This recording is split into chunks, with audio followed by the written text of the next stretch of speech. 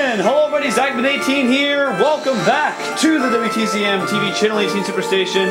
Let's continue Phoenix Wright Ace Attorney Trials and Tribulations on the WiiWare service. As you guys know, we are on our fifth and final case of the game, Bridge to the Turnabout, and we are going to be heading into court. I think this is actually the third day in the case, which means I think we're going to be wrapping up the case probably. We will probably get a to be continued as we usually do in Phoenix Wright games. So we'll probably So I usually don't make a part on Fridays especially for Phoenix Wright, but since we're getting so close to finishing the game, I wanted to see if we can maybe get the game done by the end of this weekend.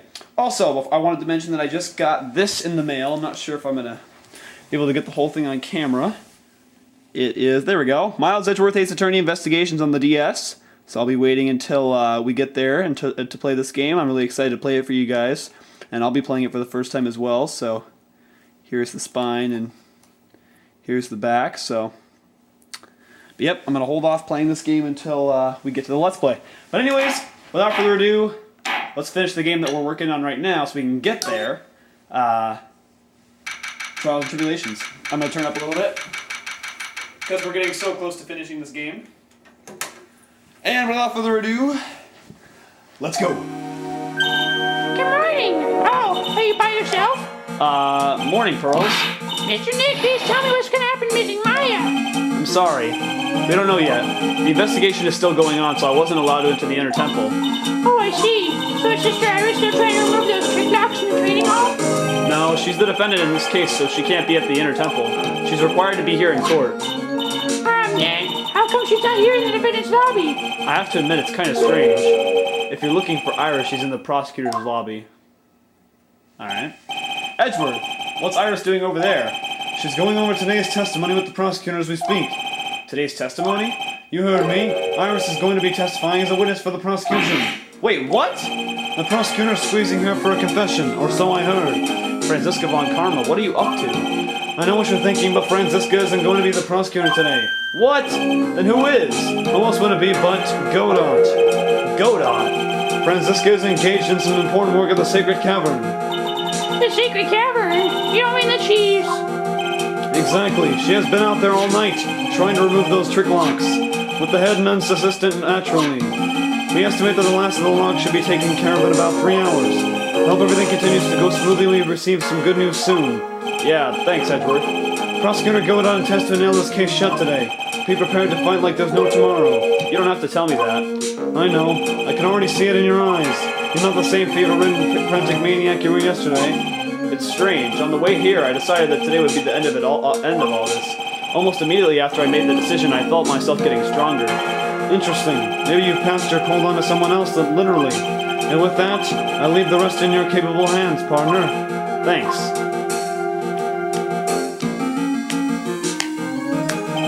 I still don't have answers for most of the riddles plaguing this case. The circumstances around the murder of Miss Alisto Nim, no, I mean Miss Misty Fey. The impossible flight Larry claims to have seen. And what that woman is really after. I will solve them all and bring this whole tragedy to an end.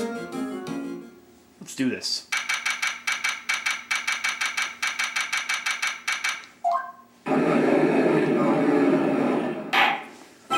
Oh, sweet, we got our old judge back. Court is now in session for the trial of Iris of Hazakura Temple. Your Honor? What are you... Oh, me? Well, my little brother came to visit me in my chambers earlier this morning. All of a sudden, in the blink of an eye, he developed a scorching fever and fainted. Therefore, I'll be standing in for him. I see, Your Honor. So they're brothers. That explains a lot. My poor brother. He looked a bit pale. Not to mention sad that he couldn't be here.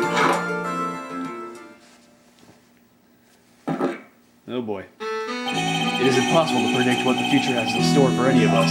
This is precisely why people feel the need to judge the past, and we of the court have been charged with the solemn duty of passing such judgment. Well said, Mr. Godot. I understood exactly what you said, at least up until the end of it anyway. Now then, Mr. Godot, please proceed with your opening statement. Humans are fragile, fickle beings. Our hearts change with the shifting of the tides. There's only one thing that remains a constant in this crazy world. The bitter darkness that lies at the bottom of this mug. So then you mean, forget it? What do you mean? During yesterday's trial, the accused refused to admit her role in the crime. I'm gonna turn it down a little bit.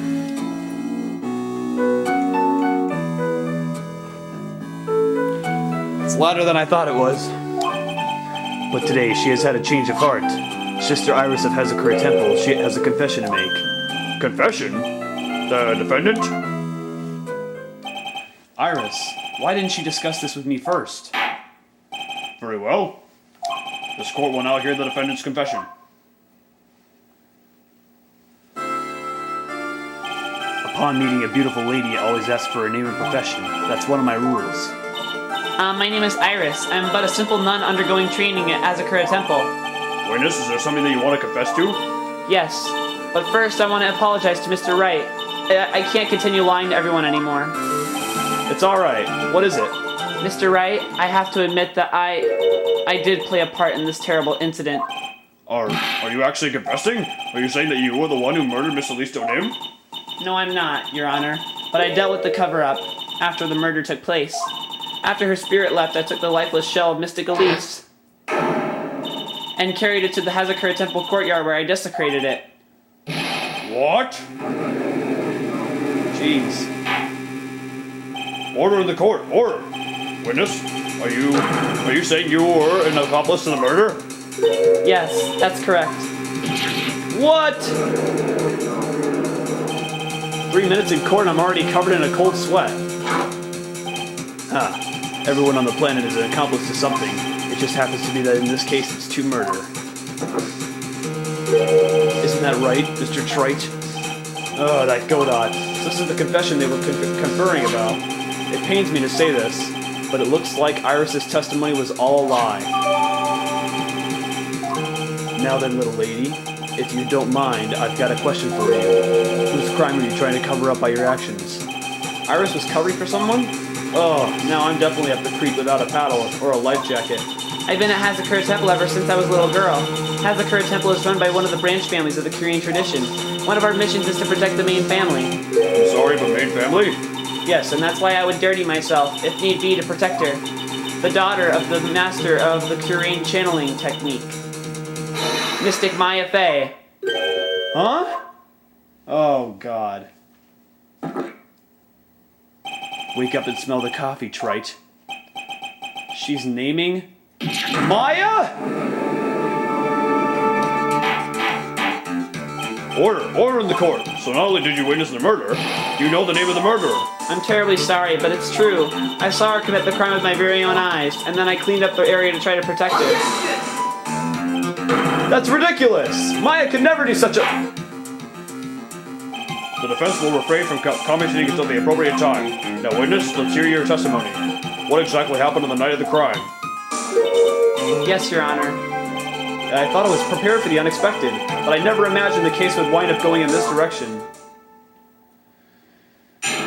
Oh, my God. Alright, here we go. I went to the inner temple that night and I saw it all happen in the garden. I saw Mystic Elise strike Mystic Maya with her staff. While Mystic Maya was still stumbling, Mystic Elise moved in to deliver a fatal strike.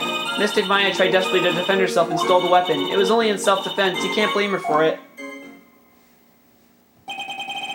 So it wasn't self-defense. Yes, Mystic Elise was the one who attacked first. That's why I tried my best to protect Mystic Maya.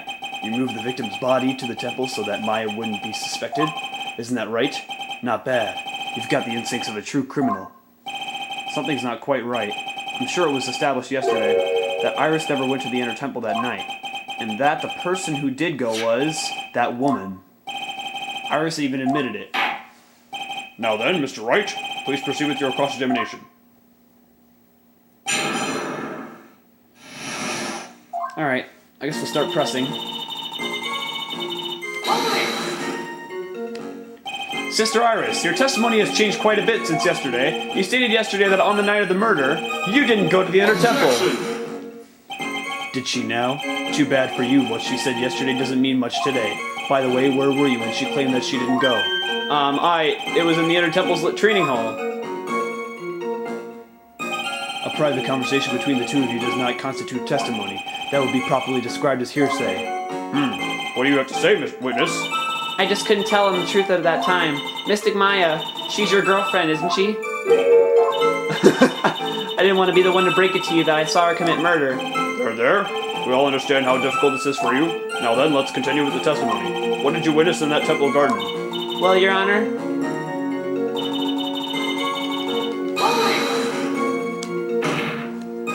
You're saying that the victim attacked Miss Fey. yes, it was a truly frightening scene. Mystic Maya was struck hard on the head and looked like she was going to collapse. What were you doing at the time?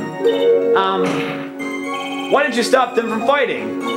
I'm terribly sorry, Mr. Wright. I was frightened. I couldn't move. I couldn't even speak. I was in such shock. That's perfectly understandable, my dear. This doesn't sound right.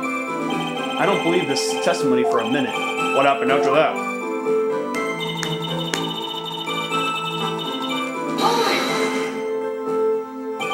She moved in to deliver a fatal strike.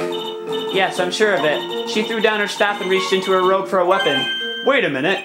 What was this weapon? It was some kind of dagger. A dagger, huh?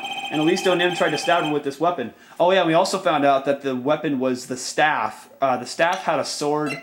Where is it? So it's actually, it has a sword hidden inside. So, and that's what me and Gumshoe found yesterday. For those of you who didn't remember that. To kill Miss Fey? Yes, exactly. Ha. So they don't know that yet. So we're gonna look like I did after I mistakenly took a swig of Worcester sheer sauce. Do you have a problem with the testimony we're hearing from your client, lawyer boy? Do I have a problem with Iris's testimony? Yep, and we're gonna show him that weapon probably too. Your Honor, I have a small problem with the witness's testimony. You do? But this witness is your own client. Yes, well, nevertheless, that's fine. Witness, let's add your last statement to the testimony. Yes, sir. Yes, sir. Hey, just a moment. It's my job to say that.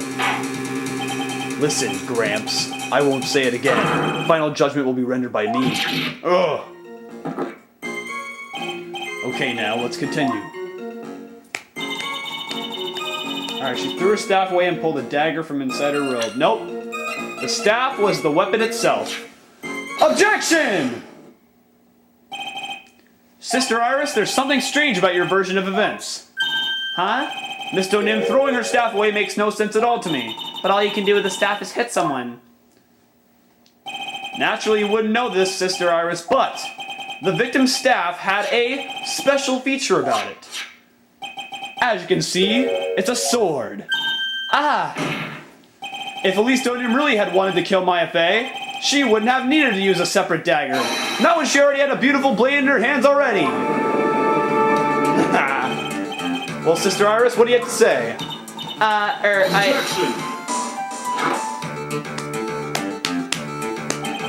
That was an impressive bit of investigating, Trite. I never would have thought there was a sword hidden in that staff. But even so, how should I put this? A long sword is unwieldy and thus quite effective in close quarters combat. Maybe that's why she chose a dagger over her blade. Anyway, the type of weapon she chose to use isn't what's important.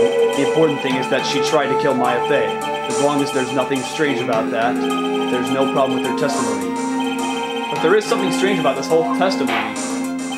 Well, Mr. Wright, the prosecution has a point. Very well, Your Honor. The defense will now present evidence to back its argument. Mr. Wright? I have here another piece of evidence that shows that this testimony can't be trusted. Because Miss Elise O'Nim would never attempt to take the life of Maya Fey. What does her thing say? Oh yeah, because she's her mother! Elise O'Nim would never have attacked Maya Fey. How could you be so sure? Because the victim's real name was not Elise O'Nim. Her real name was Misty Fey. Fey? Ah! No! Not Misty Fey. Who is this Misty Fey? Is she related to... Misty Fey is the master of the Curain channeling technique. She is also the mother of Maya Fey. Are you serious? Oh yeah, baby. Is it really true, Mr. Wright? Was Elise O'Nim actually the great Mystic Misty? There's no doubt about it. It looks like Iris had no idea. I can hardly believe it. The idea that she would try to kill her only daughter, one she hadn't seen in 17 years, perhaps the prosecution can offer some explanation for why she would do such a thing. Ugh. Order in the court. Upon first hearing the witness's testimony, it seemed natural enough. However, in light of some facts that have just been presented, one, that the victim supposedly threw away a sword during a fight, and two, that the two people battling to the death were mother and daughter, despite the facts being legal when taken on their own. When taken together, the entire story seems difficult to believe.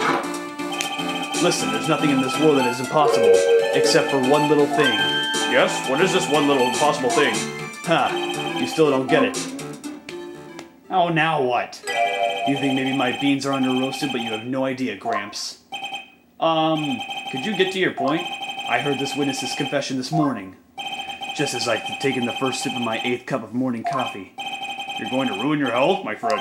Anyway, after hearing this woman's confession, I had a detective who loves to investigate sent to the scene of the crime. And he discovered this little beauty. Oh, no! Is that the dagger the witness testified to seeing? Obviously, Your Honor. But do you not notice something else? Now that you mention it, if you look closely, there appears to be a blood stain. Oh, wow. Where did you find that? I didn't see that when I investigated the crime scene. Did you investigate the pine tree at the crime scene? Huh? The pine tree? This dagger was stuck in the backside of the pine tree when the last blow was struck, ending the violent battle between the two women. This little baby was thrown in the direction of the back of the pine tree. Which means the blood on this dagger belongs to the victim, correct? Ha! Were you even listening, old man? I first heard this confession this morning, just as I had taken the first sip of my 13th cup of morning coffee. Didn't you say it was your 8th just a few minutes ago? I didn't have enough time to get the blood analyzed in such short notice. In any case, the court will accept the dagger as evidence. Furthermore, I ordered that a blood test can be performed on it immediately. This is my sweetheart. Make sure you treat her right. Bailiff, get this piece of evidence to the crime lab for testing immediately. Now then, the testimony we've just heard had numerous unbelievable aspects to it. However, after having found the very dagger the witness spoke of, I believe we can consider her testimony to be credible. Cute girls never lie, ever. Alright, I want to look over the... Found behind a tree in the inner temple garden. Worn by Elise Donim. Found on a cropping, his blood on it came from the victim's staff.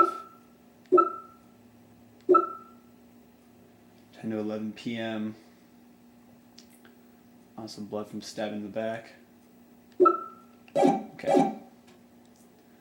Cute girls never lie, ever. In any case, witness, if you could please testify again to this court. About what, Your Honor? About the incident you saw, the battle between the two women. Yes, Your Honor. The battle. Mystic Maya stumbled briefly after being hit over the head with the staff, but then she dodged Mystic Elise's next attack and stole her weapon. Suddenly, Mystic Elise was the one on the defensive with her back to the stone lantern.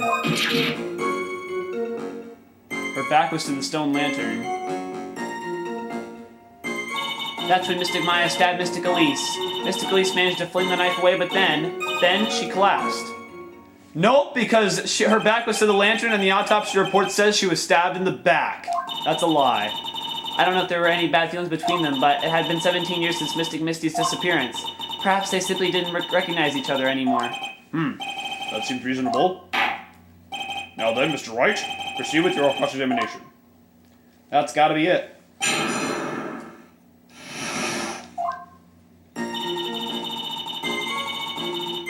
There's no way she could have there's no way she could have stabbed, there's no way that's the case because her back was facing the stone lantern. That's all I need to prove that. Objection! Something about you just isn't right today, Iris. Huh? Until now, I didn't think you were the type to make such a careless mistake.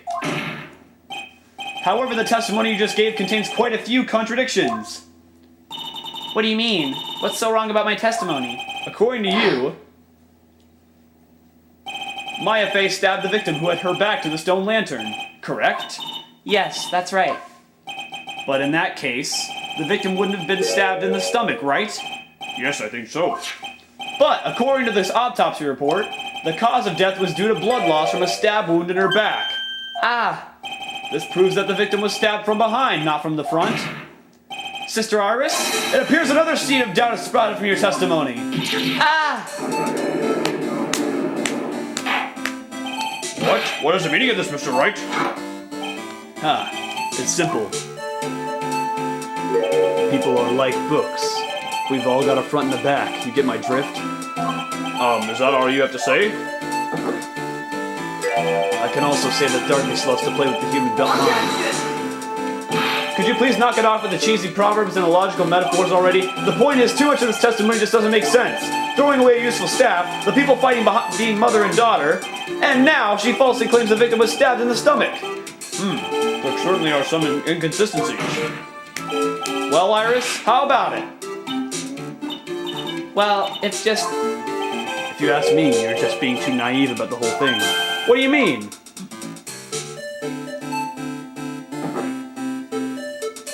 There are 253 distinct types of bitterness in coffee, but to pick out each one requires total concentration and the use of all the senses. Were you really concentrating on what this witness actually said? Prosecutor Goda, explain yourself. The witness was quite unambiguous about her own ambiguities when she said that the garden was dark and she couldn't see clearly. A human needs one thing to see clearly, and that is light. Light? By the way, did you know? The Inner Temple has a rule that on nights when an acolyte is there training, the stone lantern in the garden is to always be lit. I did wonder what that stone lantern was there for. Well, if that's true, shouldn't the witness have been able to see the crime more clearly? Normally, yes, Your Honor. But according to the head nun, Sister Bikini, on the night of the crime, it was impossible to light that stone lantern. Impossible? It hadn't been used in a long time and the wick was no good. In other words, it had to be nearly pitch black in the garden that night. There could have been a faint light coming from the training hall, but that's all. Most enlightening. Yes, that illuminating fact has chased all the contradictions away. If the staff was dropped, it would be difficult to see. It also explains why they didn't recognize each other. We can't see the demons that lurk in the night. That's why humans are weak. Isn't that right, Trite? No! Order! Here, Your Honor. Let me present the stone lantern into evidence. Maybe it will rekindle the flame of truth in your mind. Why is the judge just sitting there with that look in his face? What's wrong, Your Honor? Was that flame too hot? This lantern. There's something written on it. Why, it's written in blood. Oh boy. So the judge didn't know about that yet. Written in blood? It says Maya upside down. What the? Oh yes, that's right. After being cornered and then stabbed by Mystic Maya, Mystic Elise didn't fall down right away. She must have been writing that on the stone and lantern behind her, with the blood that was draining out of her body. It certainly looks that way. Hang on just a minute. What are you all talking about? What do you mean? What are we all talking about? We're talking about the message written in blood. Nonsense. This lantern, it's as clean as a whistle. Could it be? He can't see the bloody writing at all. Now that I think of it, he did say something to me yesterday. My eyesight is pretty messed up.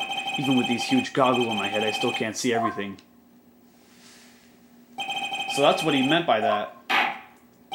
In any case, this is obviously an important clue. We now know that the crime scene was dark, and that the victim scrawled this message on the stone lantern. Well, Mr. Godot, anything further?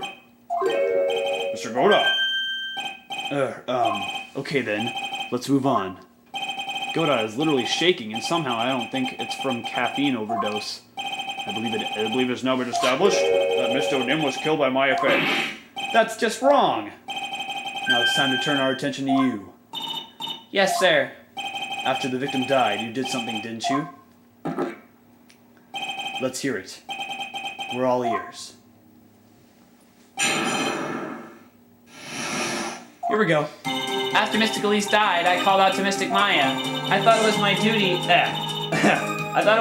to protect the future master of the Korean tradition. So I removed the body from the inner temple by myself. I dragged it behind me all the way across Dusky Bridge. Then I used the snowmobile to carry it back to Hazakura Temple and...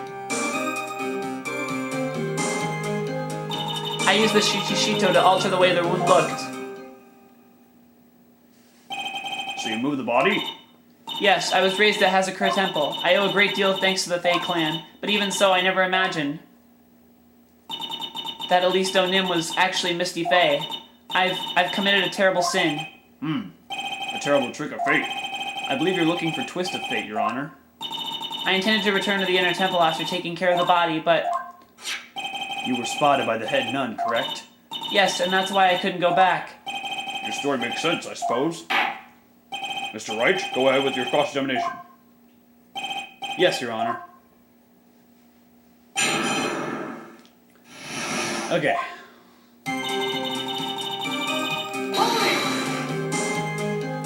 So you waited until everything was over before making a move. No, it's not like that. She saw someone murdered right in front of her eyes. It's not surprising that she was a little timid. Yes, I suppose that's true. Sometimes when I'm watching lawyers argue back and forth with each other, I feel so helpless that I just sit quietly and wait for them to reach a conclusion. Isn't it your job as the judge to mediate the argument? It wasn't until Mystic Maya saw me that it finally dawned on her what she had done.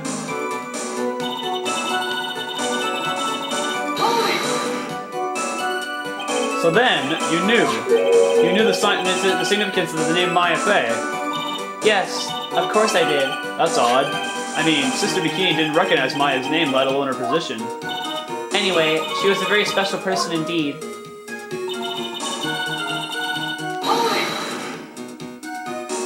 Why did you do that? Because I didn't want Mystic Maya to be suspected in any way. I thought the best thing would be to remove the body from the crime scene. You moved your body all by yourself? Yes, I did. It would have been impossible if it wasn't for the snow. The snow, huh?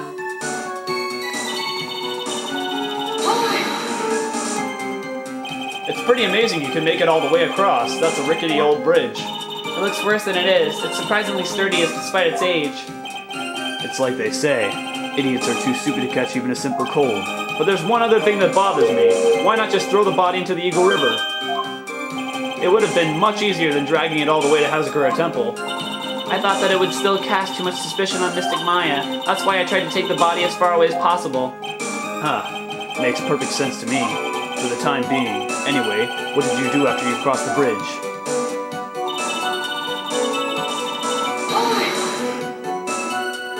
The snowmobile? I knew that would show up sooner or later.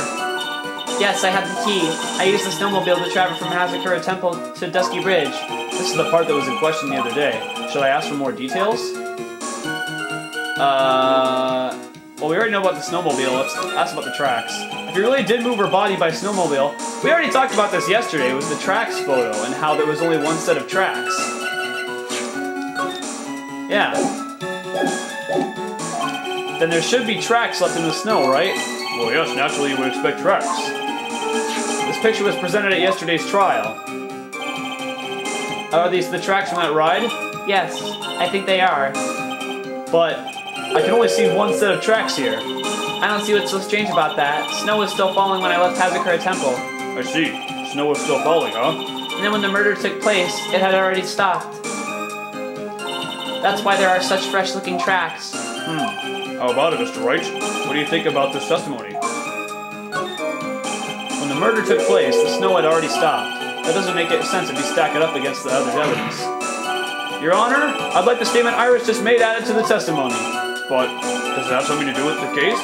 All will be made clear if you allow her statement to be added to the record. This should be fun. Let's get the snow business cleared up, shall we? Yes, sir. Alright, by the time... Okay. There have been a lot of contradictions in your testimony so far. This time, are you sure it's all true? Yes, I am. When the murder happened, the snow had already stopped. According to you, that's why the snowmobile tracks were so clear. That's right. I'm certain of it. I think I've trapped her this time. I see how you think. Snow, huh? What is going on here?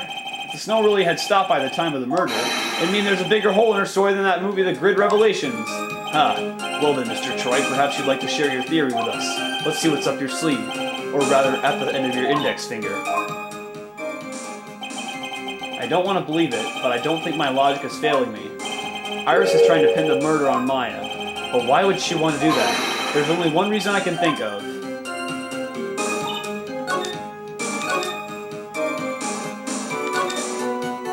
Dragged it behind me all the way across Dusky Bridge.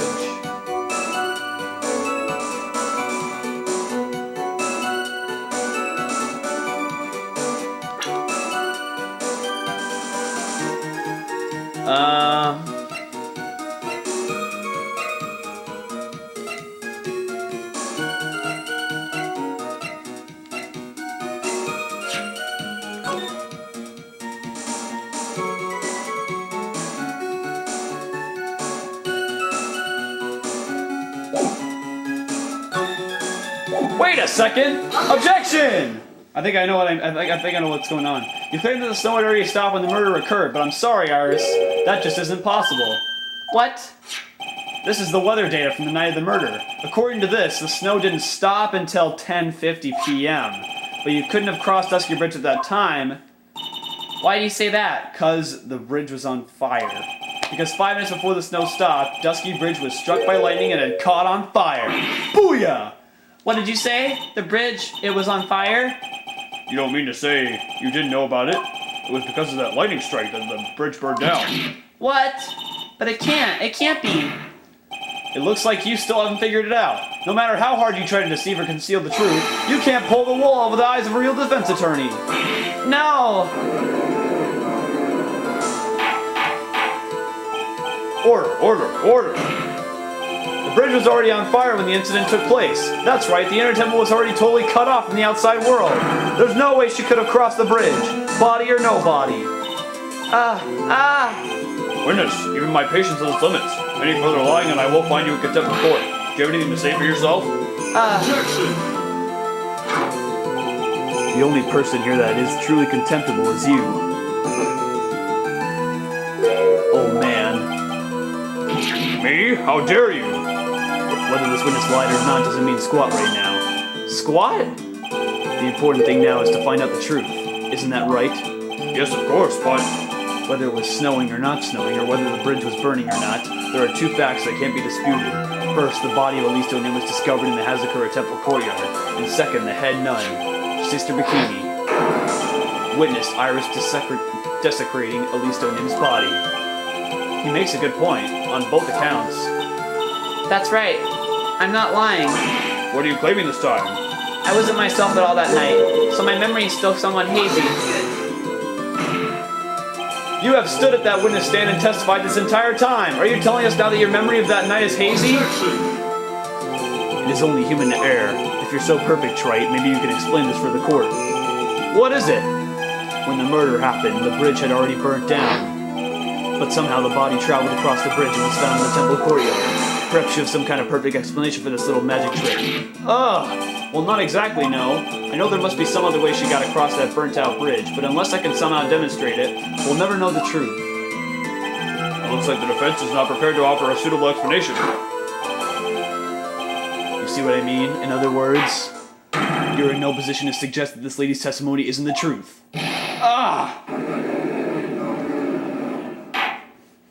All right then. Witness, let's hear your testimony once more. About what, Your Honor? You've admitted that you moved the victim's body. Nevertheless, your prior testimony contained a rather large inconsistency. Please add an explanation for that to your testimony. Yes, Your Honor. Will this be your final testimony? Moving the body. Other than walking over the bridge, there's no way to move the body. So I must have just gotten confused, I guess. Was the snow still falling or had it stopped? Does it really matter that much? Or are you saying that there is a way to cross a burning bridge? So it was just a misunderstanding, I see. This is a photo of Dusky Bridge after it burned down from the lightning blast. It was taken on the morning after the incident.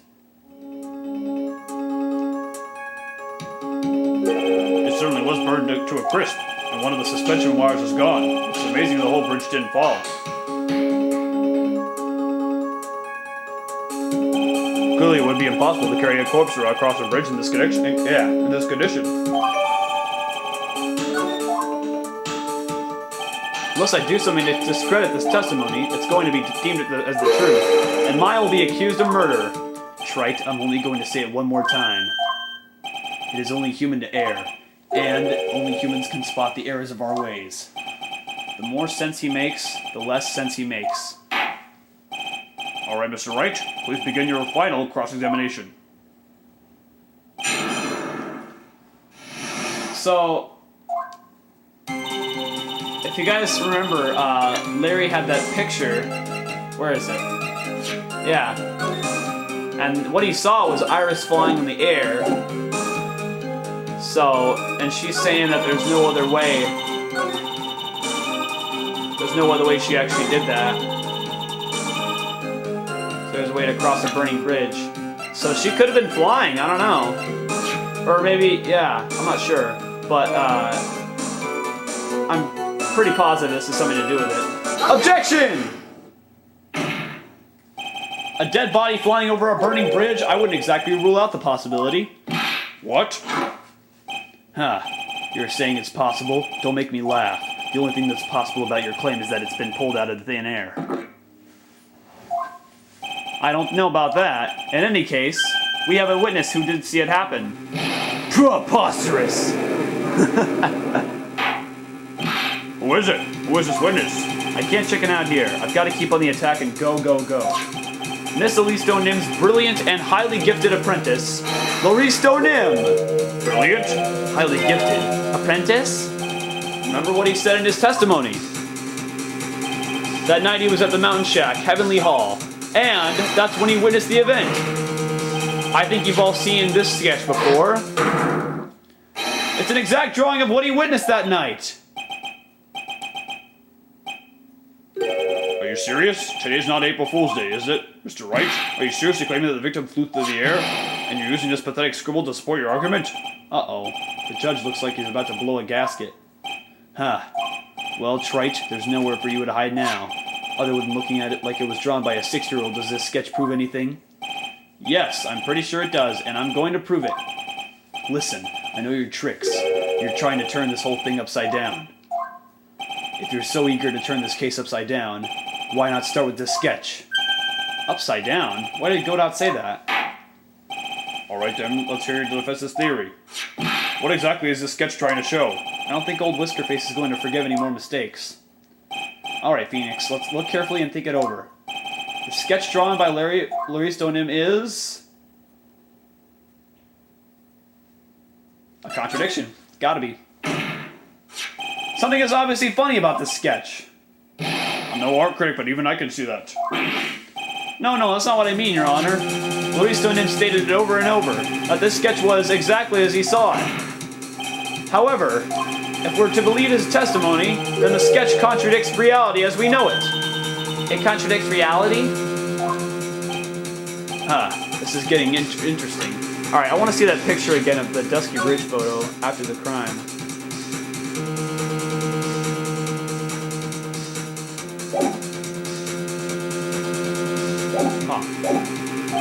Looks like you're back to that finger-pointing thing again. Oh, Trite. So what exactly contradicts reality as we know it?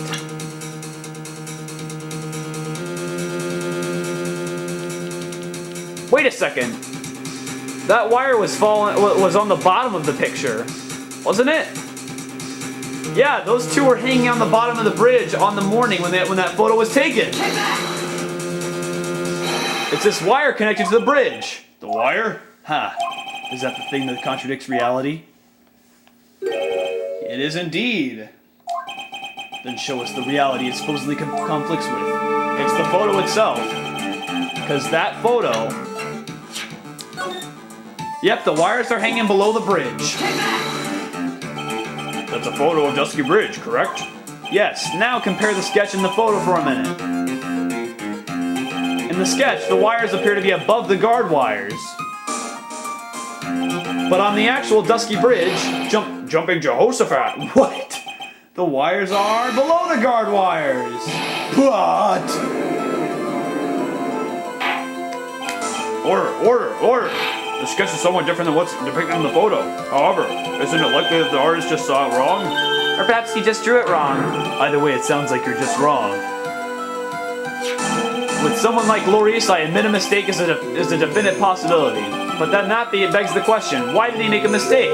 What was the reason? Are you saying you know the answer to that? Listen, think back, alright? Remember what Loris was doing when he witnessed this event? He was at Heavenly Hall waiting for a lover that was never going to come. He waited and finally he lay down. But then, lightning shoots from the sky and sets the bridge aflame. Now ponder what sort of position Loris must have been in at the time. He was lying on his back, which is why you remember the scene the way he did. He was lying on his back. I can't see how it relates. But it does, Your Honor. That is the reason why the wires in the sketch go up instead of down. No way.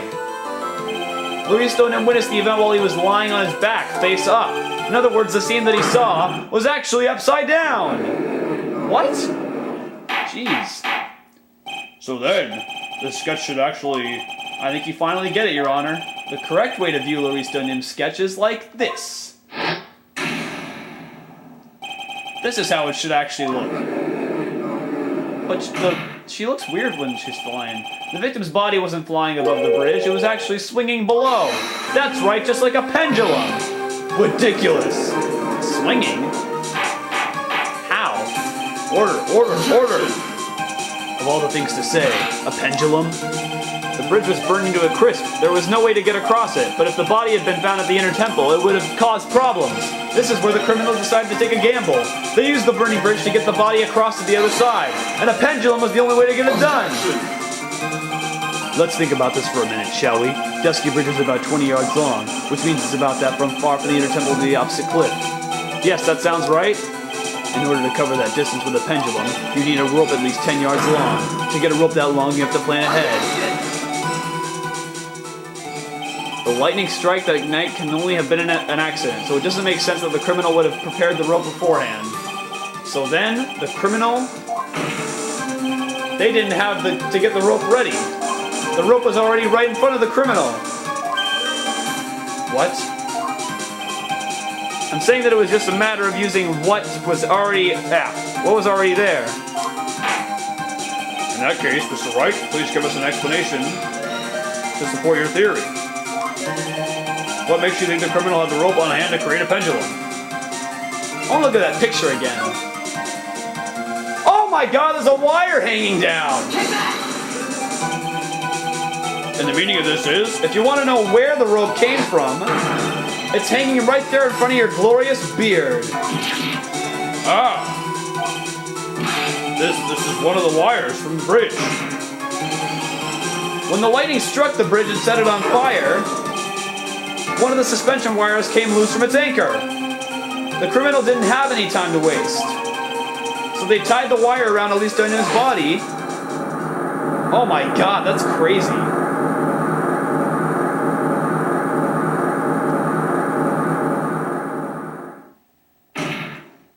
Because there was simply no other way to move the body. Huh. Oh my god. Holy crap. Mr. Goda. It seems that Mr. Goda is more focused on his coffee than answering my question. It seems that the odds of a rope being readily available were very high, so suppose that it's not an impossibility after all. Possible or impossible, that's not the question we need to ask. There's only one question. Did that really happen? Trite, I wonder if you can prove what happened to us. Do you have any actual evidence of the body that was swung over like a pendulum?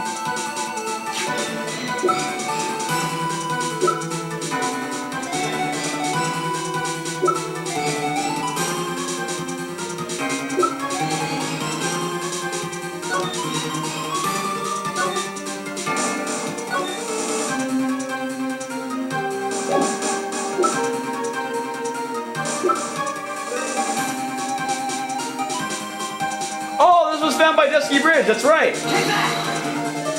Before I present my evidence, let me review what we know so far. According to this photo, one of the wires snapped. Looking at the map, we can see it's the one that was in front of the inner temple. So then that was the spot where the criminal... Yes, precisely. Now let us consider the body's movement by looking at the overhead map again. If the body was pushed from this point here, it would drop on the opposite bank at approximately this point. Did you say drop? Well, they must have failed to catch the body on the other bank. What? What makes you think something like that happened? Because I have evidence that suggests their body dropped some distance. What kind of evidence? Take a look at this autopsy report. It says here that her body fell about 10 feet after her death. 10 feet, huh? That's most likely the height difference between the two sides. The body overswung due to forward momentum, but then came loose and fell about 10 feet. And then as a result of the landing impact, this crystal sphere was knocked loose. Yes, this blood-stained amethyst crystal.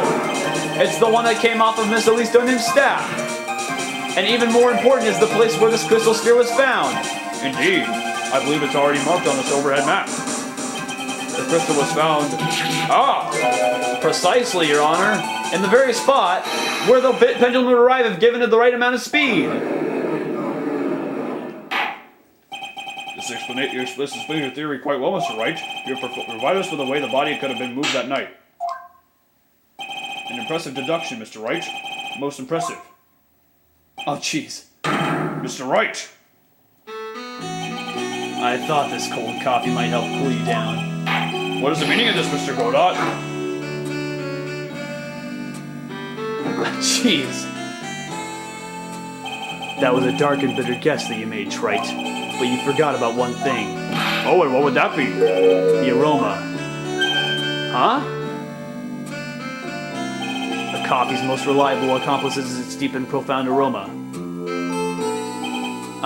The rest of the court doesn't speak coffee-nese. Can you elaborate a bit more? If the criminal had sent the body to the other side like you say, then naturally there must have been an accomplice lying in wait to catch it. An accomplice? The criminal wasn't able to cross Dusky Bridge, so who collected the body? What do you have to say about that, Trite?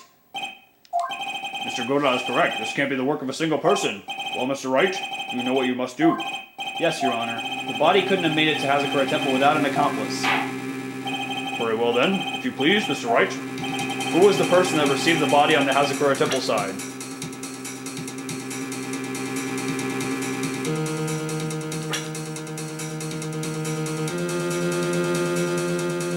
Who else could have been but Iris? She was the one that had to do it. She was the accomplice. It can only be you, Sister Iris. Huh? But I don't see why you're so surprised. The only way to transport the body from Dusky Ridge is by snowmobile. But with her bad back, Sister Bikini could never pick up a body like that. You're the only one that could have managed it. Objection! Right, were you even listening to the witness's testimony? On the night of the crime, this little cutie pie was on the cleanup duty in the Inner Temple Garden after the mother-daughter bloodbath.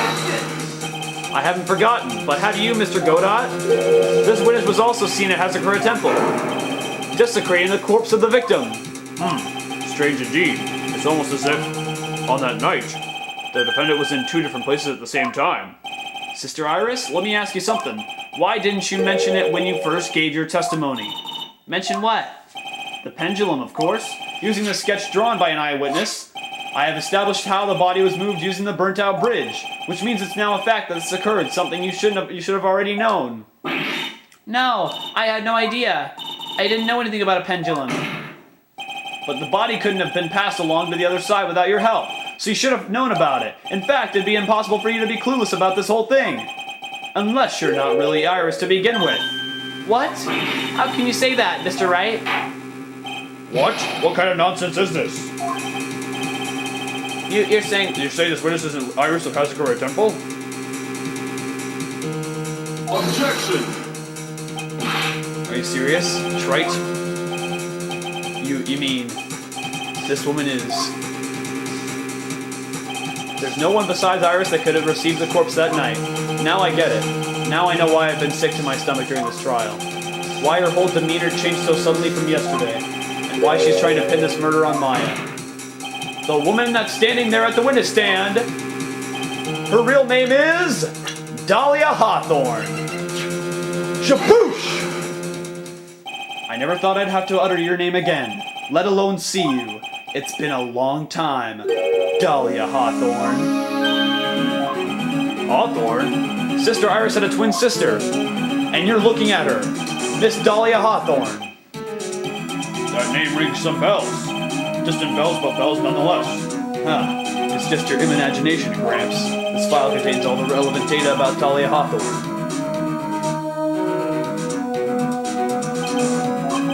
Oh yes, I remember now. That case, 5 years ago. My name is Dahlia Hawthorne. I just want to say, it's an honor for me to be here in your noble presence. The honor is all mine. No, the honor is all mine. But, according to this, Dahlia Hawthorne is already dead. It says her execution was carried out last month.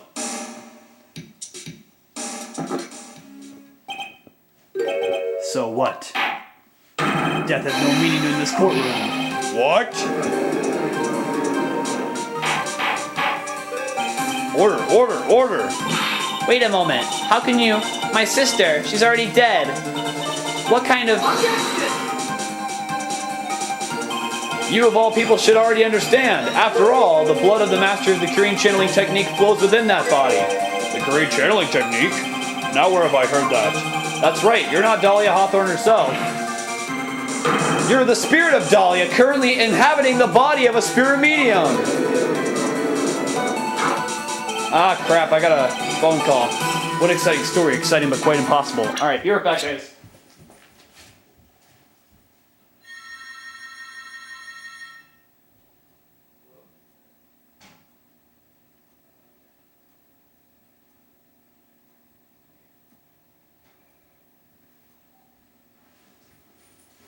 Okay, sorry about that, guys.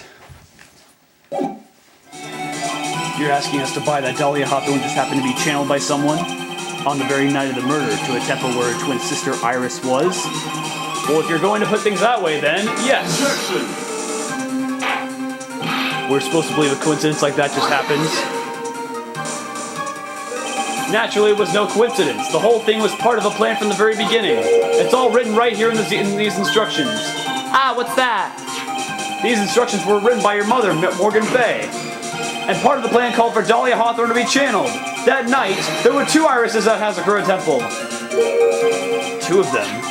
Even the time of the channeling was planned out. As soon as you hear the lights out bell, in other words, 10 o'clock p.m. However, Iris was seen before dinner time. That means the Iris that was at dinner was the real Iris. And the Iris who gave me this hood in the main hall was also the real Iris. Meaning that the Iris sister bikini saw at the inner temple was someone else dressed as her, namely one Dahlia Hawthorne. Do you even know what you're saying, Trite? This whole channeling the spirit of Dahlia Hawthorne business. Yes, it's true that you found plans that talk about it. However, there's one thing that's perfectly clear. The witness currently standing in the witness stand is the real Iris. What?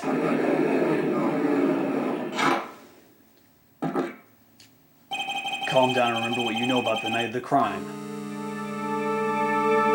After meeting Sister Bikini, the Dahlia Hawthorne that had been channeled would have been stranded at the inner temple due to the lightning strike.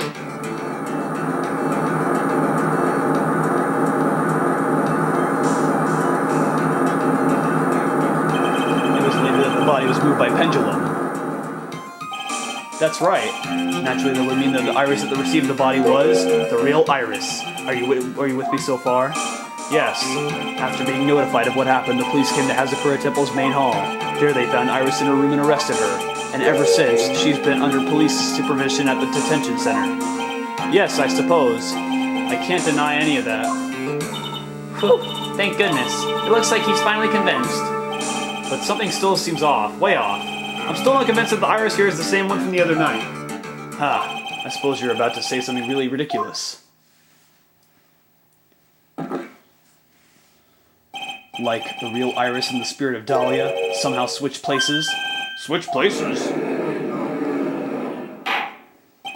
be perfectly honest, there are still quite a few things I don't understand, but I do know that unless we confirm the witness's identity, we can't continue with this trial. Iris doesn't have the spiritual power needed to channel Dahlia, which means they must have switched places somewhere. Well, Mr. Wright, since the time she was arrested at Hazakura Temple, have there been any chances for Iris to switch places with Dahlia Hawthorne? I think so. Your Honor, I think there might have been one chance. Oh, explain yourself. Yesterday for a few minutes, Iris's whereabouts were unknown. Unknown? What do you mean? What I mean is, there was a span of time in which Iris was able to move about freely, unsupervised. Well, who was it? Who would give a murder suspect time to move about freely like that? I'm sorry. I know you didn't mean to. It wasn't your fault. The person who gave Iris the chance to freely move about was... Who?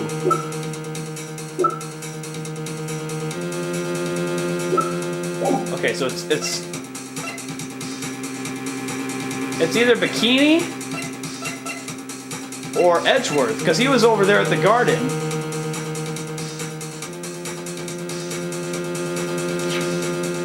Yeah, it can't be Bikini. It's totally Edgeworth. This is Mr. Edgeworth, isn't it? Your Honor, there was a fairly large earthquake yesterday, was there not? An earthquake? quiet. Oh my goodness. The inner temple. This kind of tremor might... But shoot, we were talking to her at the time too, so it has to be Edgeworth. How could I have? She fled. She escaped. We went to the inner temple right away. And it's true, Iris was already there. However, they had already switched places by that point in time. When I arrived at the training hall, I was met by none other than Dahlia Hawthorne. That's quite enough already, Mr. Wright. Now see here. No judge in his right mind would consider the idea of spirit channeling and... Be quiet. Oh. It's been a long time, Mr. Judge. That voice. Guess I'll have to ask again. Upon meeting a beautiful lady, always ask for her name and profession. That's one of my rules. No way. Wow. Dahlia Hawthorne, and my current profession, permanently retired. Huh. So you're not going to bother hiding your identity anymore, huh? Why should I? After all, I'm dead. There's really nothing you can do to punish me. What is going on here? Phew. Dahlia Hawthorne. I never thought we'd meet again, and I never thought we'd meet like this. But this time I'll end it. For her and for myself.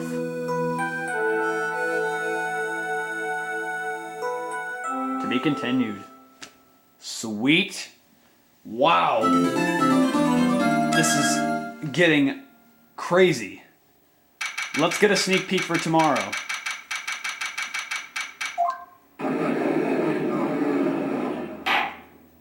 Now then, let's continue where we left off, shall we? Man. Oh man, where are we even gonna start? Alright, so I think we'll probably finish the case and the game off tomorrow. So thanks for watching, everybody. Today's part for Phoenix Wright Ace Attorney Trials and Tribulations, and I will see you guys tomorrow for possibly the final part in the Phoenix Wright Ace Attorney trilogy.